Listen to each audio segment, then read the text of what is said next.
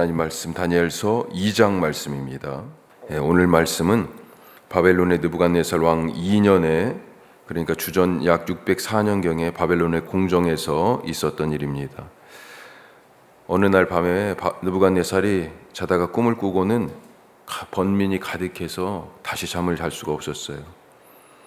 나라 걱정을 아마 하고 있었던 것 같은데 이 꿈의 뜻을 알지 못해가지고 걱정입니다. 왕은 그래서 바벨론의 모든 지혜자들, 마술사, 무당, 점성술사 이런 사람들을 불렀습니다. 그래서 자기가 어떤 꿈을 꾸었는지 그리고 그 꿈에 대한 해석, 이 두 가지를 명령합니다. 꿈과 해석을 보여주면 상을 주고 못하면 죽이겠다, 그렇게 위협도 하죠. 지혜자들은 꿈을 말하면 해석하겠다고 하는 이 느부갓네, 꿈을 말하면 해석하겠다 이렇게 이제 말을 하지만 느부갓네살은 그러면 해석을 짜맞출 거니까 꿈까지도 맞춰라 하면서 거절합니다. 지혜자들은 신들 외에는 사람들 중에는 이런 일이 불가능하다고 하자 왕이 지혜자들을 그러면 다 죽이라고 명령하죠. 다니엘과 세 친구들도 이 명령 때문에 덩달아서 그래서 죽을 운명에 처하게 됐습니다. 다니엘이 이 문제를 들고 세 친구와 함께 놓고 기도하죠. 하나님은 다니엘에게 환상 중에 은밀하게 감추어진 이 꿈 그리고 그 해석을 알려주시고, 다니엘은 왕을 만나서 꿈과 해석을 말하고 죽음 대신에 상을 받습니다. 느부갓네살이 다니엘에게 큰 절을 하는 그런 모습을 우리가 봤어요. 다니엘은 온 바벨론을 다스리는 자가 되고 또 모든 지혜자들의 책임자로 세워지고, 세 친구들은 여러 지방을 다스리는 그런 통치자들이 되었습니다. 자, 오늘 이 말씀 가지고 첫 번째로, 하나님은 모든 것을 드러내신다. 모든 것이 드러납니다. 하나님 앞에서는 감출 수 있는 것이 없어요. 왜요? 하나님은 빛이시다. 도중에 우리 다니엘의 찬송도 있는데 하나님이 빛이시기 때문에 모든 것이 드러납니다. 약 15년 전에 집사님 한 분이 제게 찾아오셨습니다. 번호를 알려달라고 그러신 거예요. 갑자기 이게 무슨 말인가 했더니 하나님이 보내셨다는 겁니다. 당신이 꿈을 꿨는데 하나님이 자기에게 로또 번호를 쭉 알려주셨는데 마지막 한 자리를 안 보여주셨다고 하는 거예요. 그러면서 이송 목사를 찾아가면 알려줄 것이다 하셔서 오셨다는 겁니다. 엄청 당황스러웠어요. 나한테는 하나님이 아무 말씀 안 하셨는데, 그 집사님이 당시 경제적으로 사실 너무 힘들었습니다. 그것이 마음을 아프게 하고 좀먹었는지 하여튼 꿈 해석에 대하여 심리학에서는 그것을 무의식과 연결해서 그 실마리를 풀어보려고 하기도 하죠. 옛날부터도 이 꿈에 대한 해석이 이것저것 난무했습니다. 하여튼 최소한 꿈의 의미를 알려면 자기가 무슨 꿈을 꾸었는지 말을 해야 되죠. 하지만 오늘 느부갓네살은 명령합니다. 꿈까지도 맞춰라. 황당하죠. 무슨 꿈을 꾸었는지, 그 꿈의 해석이 어떻게 되는지 말하지 않으면 능지처참을 하겠다. 이런 위협을 합니다. 그러자 바벨론의 무당과 점성술사들 그리고 마술사들, 요술쟁이들이 말을 하죠. 맞는 말입니다. 11절 말씀입니다. 11절, 왕께서 물으신 것은 어려운 일이라 육체와 함께 살지 아니하는 신들 외에는 왕 앞에 그것을 보일 자가 없나이다. 세상 사람들 중에는 이 꿈을 말하고 그 꿈에 대한 해석을 보일 자가 없다. 소위 지혜자들이라는 이 사람들이 못한다고 나가 떨어진 것입니다. 왕은 분노했고 다 죽여라, 소용없으니까 죽이라고 명령을 했습니다. 이런 와중에 덩달아서 목숨을 잃을 위기에 처한 다니엘과 세 친구들이 하나님께 기도를 하는 거죠. 하나님은 그 꿈과 해석을 다니엘에게 알려주시고, 다니엘은 이것을 왕에게 다시 풀어서 얘기합니다. 자, 어떻게 이런 일이 가능할까요? 오늘 이야기에서 성경은 하나님에 대해서 어떻게 표현하냐면 은밀한 것을 드러내시는 하늘에 계신 분, 반복해서 하나님은 은밀한 것을 나타내신다라고 계속해서 얘기하고 있어요. 또 동시에 하늘에 계신 분 이렇게 표현합니다. 하나님은 은밀한 것을, 감추어진 것을 드러내시는 분입니다. 하나님 앞에서는 숨길 것이 없습니다. 감추어진 진실도 드러나고요. 묻혀졌던 의도 결국은 회복되고요. 묻어놨던 진실, 그것도요, 거짓으로 덮어놨잖아요, 가끔. 그런데 다 결국 드러나게 되어 있습니다. 자, 모든 것이 하나님 앞에서 결국은 드러나게 되는데, 그런데도 사람들은요, 습관적으로 숨깁니다. 아벨을 죽인 가인은 하나님이 내 동생 어딨냐 하시니까 내가 동생을 지키는 자냐고 오히려 따져 물었습니다. 아나니아와 삽비라, 땅을 판 값 얼마를 사도들 앞에 내놓으면서 이것이 전부 다 거짓을 말했죠. 여리고성 전투에서 아간은 금, 은, 그리고 명품 외투 슬쩍 숨겼습니다. 아무도 못 봤겠지.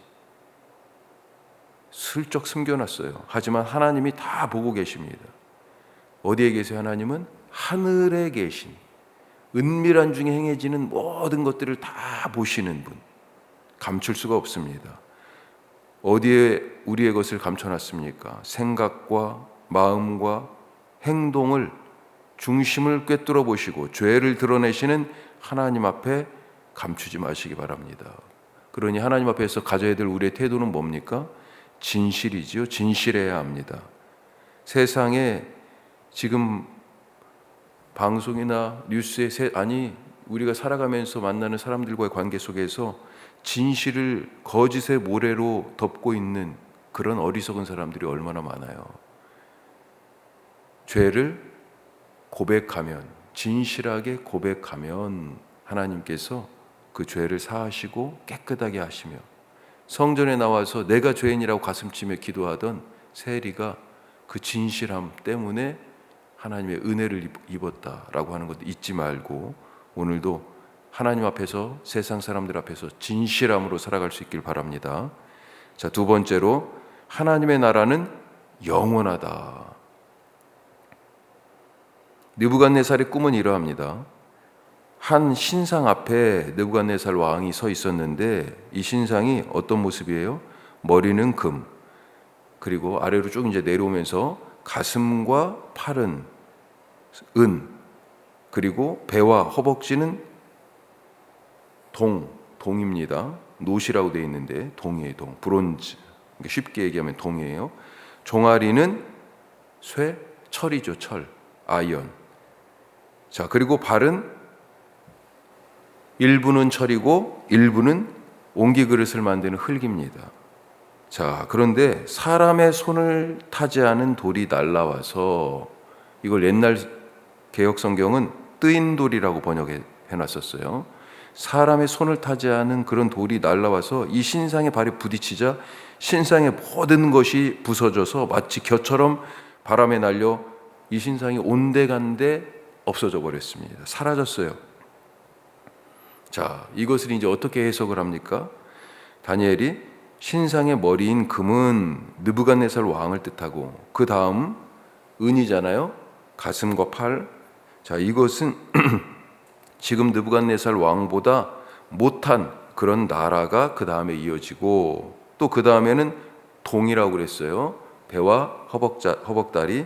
자, 이건 동과 같은, 놋과 같은 그런 나라가 그 다음에 서고, 그 다음은 강하기가 철과 같은 나라. 자, 이런 식으로 앞으로 여러 제국들이 느부갓네살의 이 바벨론 뒤를 이어서 세상의 주인 노릇을 할 거다 말하는 것입니다. 자, 그러면 이 제국을 뜻하는 이 신상의 날아와서 신상을 박살내고 세상에 흔적조차 남지 않게 한 사람의 손을 타지 않은 돌, 이건 무엇일까요? 이것은 어떤 의미일까요? 자, 44절에 이 말씀이 있습니다. 44절, 이 여러 왕들의 시대에 하늘의 하나님이 한 나라를 세우시리니 이것은 영원히 망하지도 아니할 것이요 그 국권이 다른 백성에게로 돌아가지도 아니할 것이요 도리어 이 모든 나라를 쳐서 멸망시키고 영원히 설 것이라. 아멘. 이 모든 나라를 쳐서 멸망시키지만 그 대신 세워지는 그 나라가 바로 사람의 손을 타지 않은 돌이라고 말씀하고 있는 것입니다. 우리가 이 제국 느부갓네살 왕의 이름으로 대표되고 바벨론으로 불려지는 지금 이때의 이 제국은 바로 세상의 모든 권력의 총체지요. 인간들의 자랑이죠. 바벨론이 온 세상을 쑥대밭으로 만들고 있을 때 누가 그 나라에 대항할 수 있었습니까? 그 뒤에는요, 페르시아, 그리고 그걸 이어서 알렉산더의 헬라 제국, 그리고 알렉산더가 죽은 사후에 제국이 나눠집니다. 아까 신상에 대해서 말할 때 맨 끝에 발은 쇠와 철과 옹기 그릇을 만드는 진흙 이렇게 얘기했고, 둘이 잘 섞이지가 않는다 뭐 이런 얘기들도 하고 그러는데요. 이 알렉산더 사후의 제국이 4분할됩니다. 넷으로 나누어져서 알렉산더의 부하들이 통치하는데 서로 싸웠어요. 그런 얘기들이죠. 그 다음에는 또 어떻습니까? 로마 제국이 등장하잖아요. 모든 길은 로마로 통한다 그렇게 말할 정도였습니다. 계시록에서는 이 로마 제국을 바벨론이다 이렇게까지 부르고요. 그리스도에 대적하는 바다에서 올라온 짐승 이렇게 비유해서 말합니다. 사탄인 용의 하수인이에요. 사람의 손을 타지 않은 뜨인 돌이 이 제국을 무너뜨립니다. 하나님의 나라가 이 세상의 나라, 사람들이 자부심을 갖고 자랑하는, 그렇지만 모든 사람들을 집어삼키는 이 제국을 무너뜨립니다. 하나님의 나라가요. 세상 나라는 흔적도 없이 사라집니다. 세상에는 영원한 것이 없지만 하나님의 나라는 영원하고 세상의 모든 악은 소멸되며 하나님의 선이 이긴다라고 하는 것입니다. 자, 이제 이 다음에 3장부터 말씀은 바로 이 이야기가 주제로 이어지는 거예요. 나는 그러면 어느 나라에 살 것인가? 나는 어느 나라의 백성인가? 나는 과연 누구를 섬길 것인가? 그래서 3장에서 신상에 절하는 문제를 놓고 다니엘의 세 친구가 그걸 거부하다가 풀무불에 던져지죠. 오늘 어느 나라에 살 것인지, 어느 나라 백성인지, 누구를 섬길 것인지 모든 일들 속에서 정하시기 바랍니다. 그리고 영원한 하나님 나라의 백성으로 살아가시기를 축복합니다. 기도하겠습니다. 오늘 우리가 기도하는데 두 가지 말씀을 나눴어요. 크게 모든 것을 하나님이 드러내십니다. 감출 수가 없어요. 그러니 어떻게 해야 됩니까? 진실하게 살아야 됩니다. 진실이 믿음의 바탕이에요. 진실하지 않은 사람을 누가 믿음 있다고 얘기합니까? 진실이 사랑의 바탕입니다. 진실하지 않은 사랑을 거짓 사랑이라고 얘기하죠.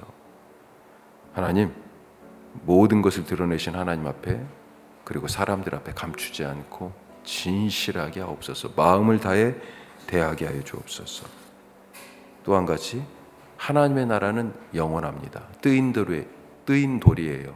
사람의 손을 타지 않은 것, 하나님으로부터 나온 것입니다. 그것이 신상, 제국을 무너뜨렸습니다. 세상 모든 사람들이 추앙하고 우러르고 자부심을 갖고 쳐다보고 있던 그것, 순식간에 한 방에 끝났습니다. 우리는 어느 나라에 속해 있습니까? 세상 나라에 속해 있습니까? 하나님 나라의 백성입니까? 오늘 정하시기 바랍니다. 모든 일들 속에서 하나님 나라 백성으로, 하나님의 자녀로 사는 하루 되게 하여 주옵소서. 기도하시고, 오늘 우리 교회의 비전, 사람이 교회되는 놀라운 복음의 일, 이 혁신도시에 세우신 하나님의 뜻, 주님, 우리의 복음의 지경을 넓혀주시고 우리 공동체가 주 안에서 하나가 되게 하옵소서. 말씀으로 뜨겁게 하시고 기름으로 기도로 무릎 꿇게 하옵소서. 시험 목요일에 있는 우리 민영이와 상원이 하나님 붙잡아 주옵소서. 우리 다 같이 기도하겠습니다.